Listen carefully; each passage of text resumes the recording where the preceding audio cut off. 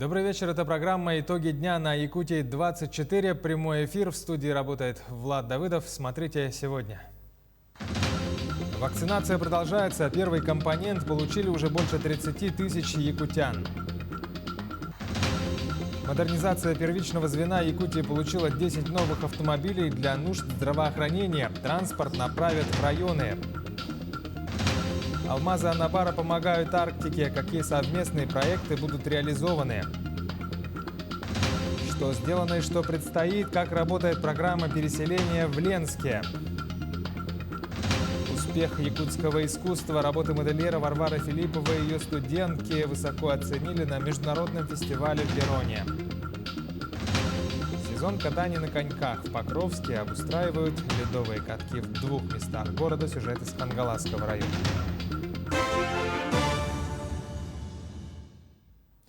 Власти Якутии намерены серьезно усовершенствовать систему мониторинга за ходом реализации национальных проектов на территории региона. Единую систему планируется запустить до конца первого квартала текущего года. Электронный сервис позволит отслеживать выполнение работ, не допускать отставания от сроков, обеспечит открытость и прозрачность реализации нацпроектов, а также оперативно реагировать на возникающие риски. Доступ к этой единой системе будут иметь вице-премьеры правительства, курирующие реализацию нацпроектов на территории региона, и руководители ответственных министерств и ведомств. Об этом в ходе совещания заявил глава Якутии Айсен Николаев. Особое внимание глава региона уделил своевременному заключению государственных и муниципальных контрактов, также контролю над их выполнением. Банк Дом.РФ снял ограничения по возрасту для заемщиков, которые хотят взять ипотеку по льготной ставке на индивидуальное жилищное строительство. Кредит под 6,1% была запущена в качестве пилотного проекта в декабре прошлого года. Воспользоваться ею могли заемщики в возрасте до 36 лет, имеющие хотя бы одного ребенка до 19 лет. Программа действует до 30 июня 2021 года, однако уже теперь оформить кредит на строительство загородного дома могут не только молодые семьи, но и все граждане. Возрастные ограничения теперь стандартные для ипотечных программ. Заемщик должен быть не младше 21 года и не старше 65 лет. Программа переселения активно действует в Ленске. Что там сделано и что предстоит, разбиралась наш корреспондент Анна Кожевникова. Новая спальня, уютная кухня, просторная гостиная. Семья Павловых стала участниками программы переселения. Ульяна с сыном хоть и переехали из 3-комнатной квартиры площадью 90 квадратов в 2-комнатную площадью 65 квадратов. Остались довольны, ведь в их доме жить было уже невозможно. Деревянные стены прохудились, полы прогнили.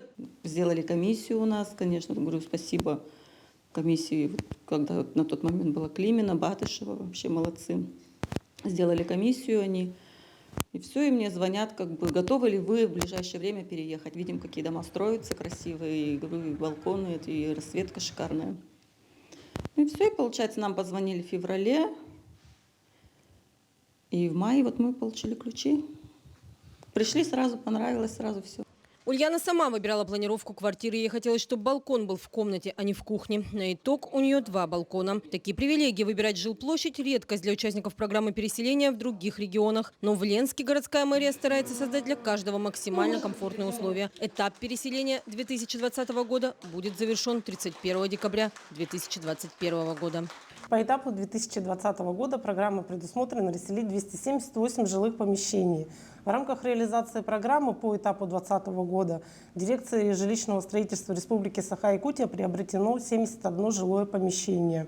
Помещения приобретены у застройщика в домах, введенных в эксплуатацию. 84 семьи собственников жилых помещений стоят на выплату компенсации возмещения. По состоянию на декабрь 2020 года 74 собственника жилых помещений получили компенсацию в полном объеме. Тем временем сотрудники отдела переселения еще в конце 2020 года начали подготовку к следующему этапу и уже оформили заявку. Как и при реализации любых масштабных проектов, не обходится без проблем. Первоочередные коснулись изменений в законодательстве, вступившими в силу с 1 января 2020 года. Если человек приобрел жилье, уже будучи признанным аварийным, он может претендовать только на компенсацию в размере суммы, указанной в договоре купли-продажи. Выходим и на правительство, и на Министерство строительства, обозначаем эти моменты. Но сегодня единственный законный вариант решения данной проблемы – это просто идти в суд. Если будет решение суда о том, что необходимо выделить квартиру, значит будем выделять квартиру. Пока судебная практика только складывается, Ленский районный суд встает на сторону жильцов, а вот Верховный – на сторону администрации. Мы будем следить за дальнейшим развитием событий в реализации программы переселения. Анна Кожевникова, Виталий Андреев, Ленск. Правительство страны выделило 10 миллиардов рублей на лекарства для пациентов с сердечно-сосудистыми заболеваниями из группы высокого риска, перенесших инфаркты, инсульты, стентирование, операции на сердце. Соглашения со всеми субъектами заключены, средства до них доведены в полном объеме. Программа показала свою эффективность, поскольку повышает приверженность пациентов терапии и реально помогает спасти тысячи жизней. Об этом сказал министр здравоохранения России Михаил Мурашко.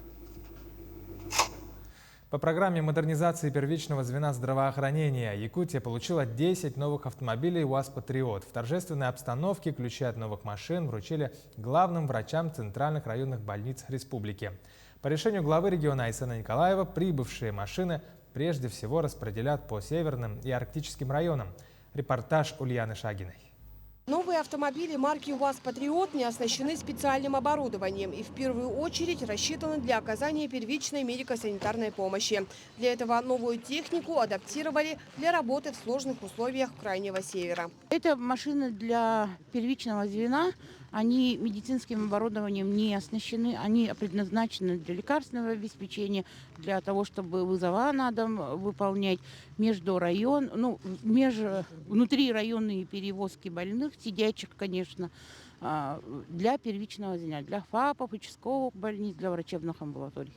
Ключи от новой техники получили главные врачи районных больниц Момского, Верхнеколымского, Оленёкского, Верхоянского, Булонского, Нижнеколымского, Аллаиховского, Усть-Майского, Эвено-Бутантайского районов. Кроме того, Алекминская больница. Уже на днях новый автотранспорт разъедется по дальним районам. Да, у нас, конечно, условия очень суровые на севере жить. Да. Автомобили, конечно, очень быстро изнашиваются. На сегодняшний день у нас по больнице износ автотранспорта практически 100%, 80-100%, да, и вот, выделение вот этого автомобиля для нас тоже очень большое подспорье. История нашей больницы – это первая машина такого класса. Очень хотелось бы, конечно, поблагодарить правительство, а также наше министерство за то, что выделили нам такой автотранспорт. Для жителей нашего района это, конечно, очень необходимо. Между тем, как отметила вице-премьер правительства региона Ольга Балабкина, до 2025 года по программе модернизации Якутия получит еще более 200 машин для нужд здравоохранения. Помимо этого, особое внимание будет уделено повышению квалификации работников-водителей медицинских организаций. Поэтому следующим этапом уже у нас будет и в обязательном порядке еще раз обучение и повышение квалификации работников, водителей, которые будут работать. И, соответственно, вот сегодня, особенно в новых условиях, и в северных условиях, сейчас при разговоре с главными врачами мы на это сделали особый акцент.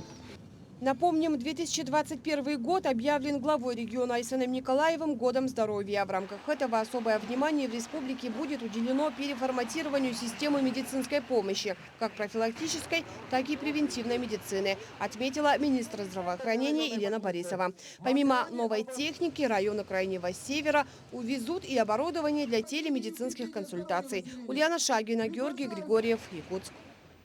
58 новых случаев коронавируса выявили в Якутии за сутки. За последние 2 недели ситуация с коронавирусом в республике остается стабильной. Об этом сообщила в ходе брифинга Ольга Балабкина.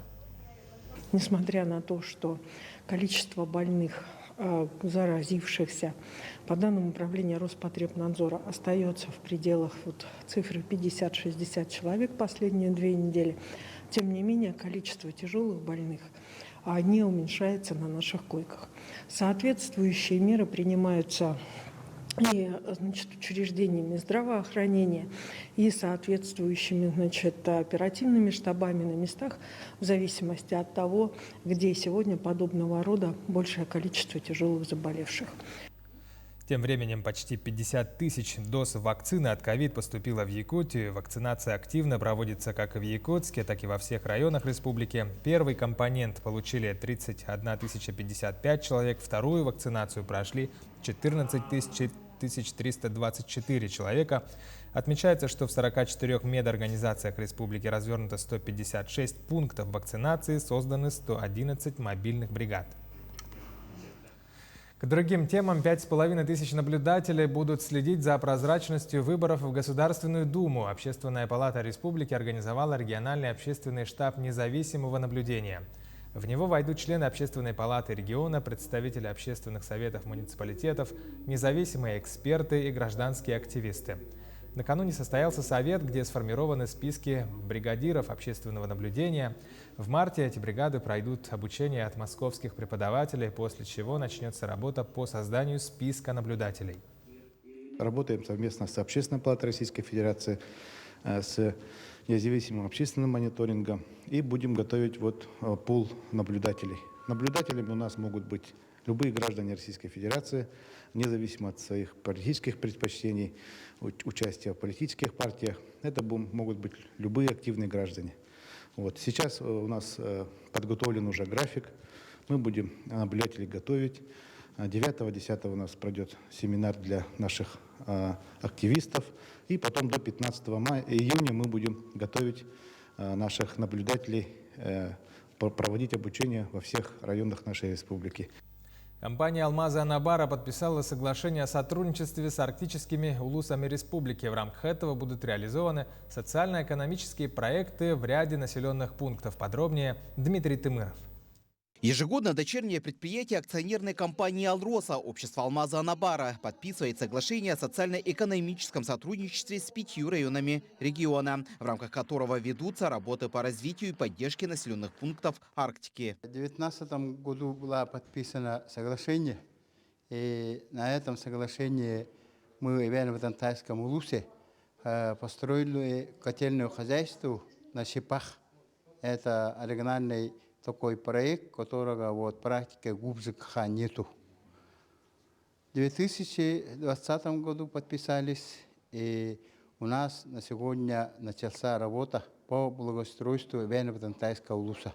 Безусловно, компания «Алмазы Анабара» она имеет очень большое влияние на социально-экономическое развитие нашего района.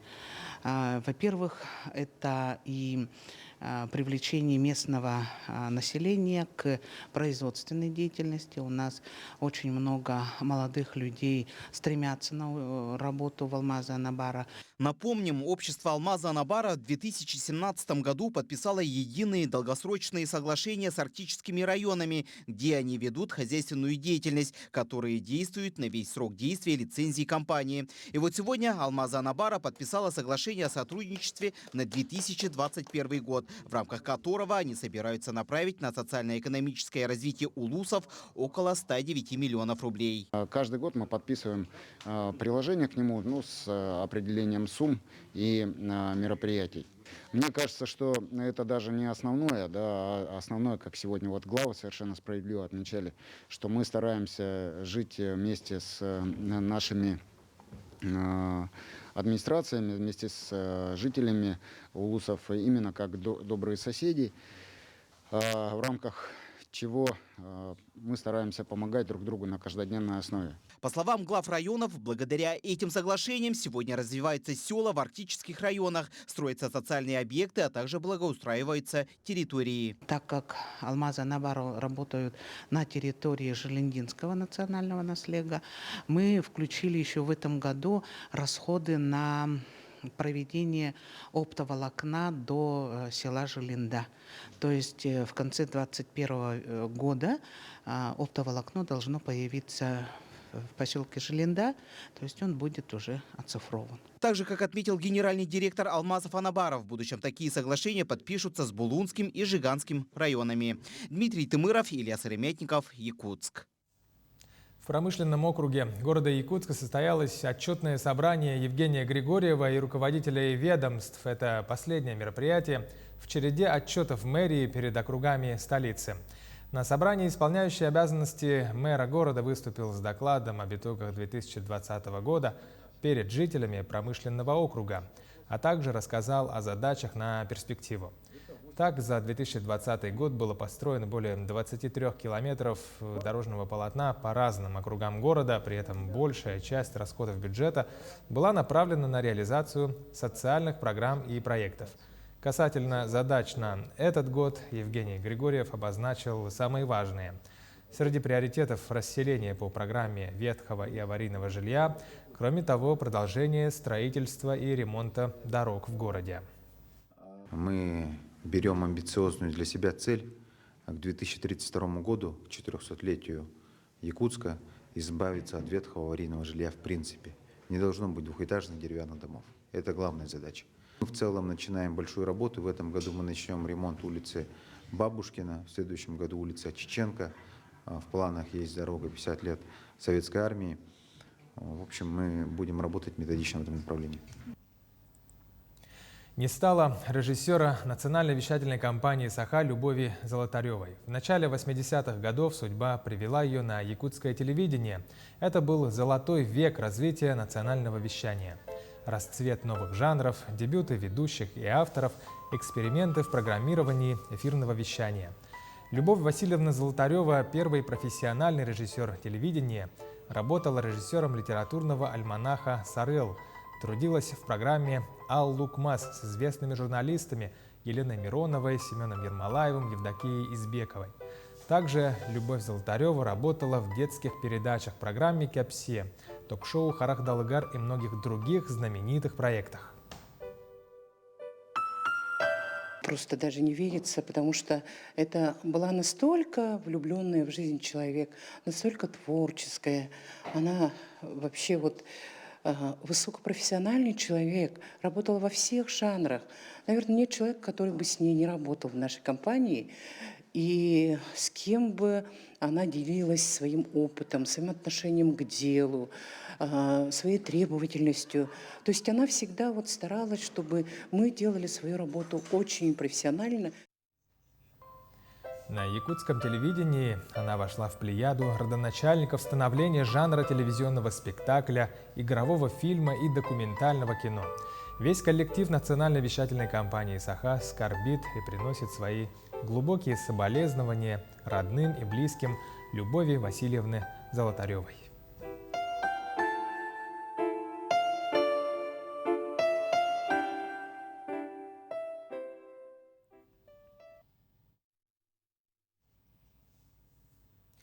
Работы модельера Варвары Филипповой и ее студентки Светланы Даниловой высоко оценили на международном фестивале в Вероне. С мастерицами встретилась наш корреспондент Агафья Гоголева. Костюм якутского модельера Варвары Филипповой победил в фотоконкурсе «Платье для Джульетты» в рамках международного фестиваля «Костюм народов России». Наряд представляет собой шелковое светлое платье, легкую накидку и расшитые рукавицы в национальном стиле. Так как конкурс проходил онлайн, конкурсанты представляли на суд жюри фотографии. Над образом якутской Джульетты работала творческая мастерская подростков Z-студия. Модельер передала им костюм, и ребята полностью сами создали образ. Таким образом, все сложилось очень великолепно. Сама природа, минус 40. В этот день была на улице. Съемка проходила на сопке любви. Юная модель из Taya Models воплотилась в образе Джульетты. И вся эта творческая команда воплотила шикарный кадр, который покорил сердце всех на этом конкурсе. Кроме того, в номинации «Джульетта в миниатюре» второе место заняла работа студентки 4-го курса АГИКИ Светланы Даниловой, которая изготовила авторскую куклу под руководством своего преподавателя Варвары Филипповой. Это моя первая кукла. Я испытывала целую палитру эмоций, когда создавала ее. Но я, конечно же, как и во все свои работы, я вкладываю свою душу. Поэтому она запомнится мне на всю жизнь, как первая кукла. Я решила поучаствовать только потому, что я давно хотела попробовать создать куклу. А как раз-таки тут подвернулся удобный момент, чтобы показать себя и как раз-таки поучаствовать в конкурсе. История запретной любви вдохновила Светлану на определенный образ Джульетты, когда она понимает, что вот-вот разлучится с любимым и должна будет выйти замуж за другого. На ее лице выражение растерянности и безысходности. В будущем молодой модельер планирует открыть свое дело, продолжать творить и создавать красивые вещи. Агафья Гоголева, Илья Сыромятников, Якутск. В эти выходные в Покровске стартует сезон катания на коньках. Ледовые катки обустраивают сразу в 2 местах города, на одном из центральных озер и на новом хоккейном корте, построенном на средства программы поддержки местных инициатив. Из Хангаласского района сюжет нашего корреспондента Виолетты Засимовой. Обустройством 2 ледяных катков занимается инициативная группа в лице 2 жителей Покровска Андрея Дьяконова и Андрея Федорова. Им содействуют мэрия города, филиал ГУП ЖКХ и другие. Первый каток на Монастырском озере почти готов. Его начали обустраивать неделю назад. Сначала очистили от снега, затем пару раз сделали заливку водой. Сейчас заделывают мелкие трещины. В прошлом году на Монастырском озере тоже обустраивали каток, но в дело вмешалась пандемия. В прошлом году помешала очень пандемия, в самый разгар сезона. Тепло стало, солнышко, тепло, каникулы начались, и нам сказали закрыться. По всей стране это было. Мы закрылись, а вот нынче решили, пандемия вроде бы отступает, все прививаются, вроде послабления идут. Думаем, нам это не помешает, и если помешает, то маленько. Тут все-таки все равно будем соблюдать все санэпидемические нормы. И каток, он на открытом воздухе, я думаю, с этим проблем не будет. Уже в эти праздничные выходные жители Покровска смогут оценить каток. Для них будет открыто помещение для переодевания, организованный прокат коньков и продажа горячих напитков и пирожков. Коньки мы в прошлом году приобрели кое количество. Если где-то у нас 50 пар есть. И мужских, и женских, и детских, и больших, и маленьких, как говорится. Они новые, мы в прошлом году совсем недельки-2 поработали. Если будет спрос, люди будут ходить, мы еще будем докупать. Еще в процессе обустройства катка его начали испытывать школьники. После окончания уроков, забросив рюкзаки на обочину, ребята постарше выделывают различные финты, а младшеклассники учатся уверенно стоять на коньках. Хорошо умеешь кататься? Так. Меня эта подруга учит кататься. А ты хорошо умеешь кататься? Нет, я вообще ни разу не каталась. Тогда ты просто поддерживаешь ее. Я подруге раньше помогала и знаю опыт, как кататься. После праздничных выходных начнется заливка нового хоккейного корта в районе улицы Дачной. Этим процессом также займется инициативная группа.